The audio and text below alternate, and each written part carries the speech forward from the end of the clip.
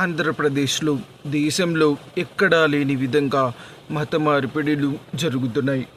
వాటిని నిరోధించడానికి ఆంధ్రప్రదేశ్ ప్రభుత్వం చాలా మంచి నిర్ణయం తీసుకుంది.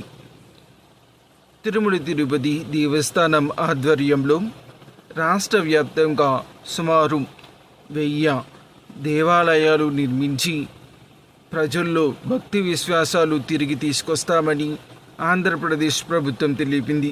సుమారు ఒక నియోజకవర్గానికి 6 దేవాలయాలు నిర్మిస్తున్నట్టు తెలియజేసింది.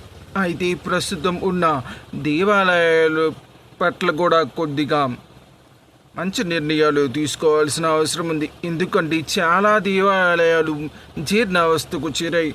అలాంటి ఆ ఆలయాన్ని పునర్నిర్మించడం ఎంతో ముఖ్యం. అలా పునర్నిర్మించడం వలన ఆ గ్రామానికి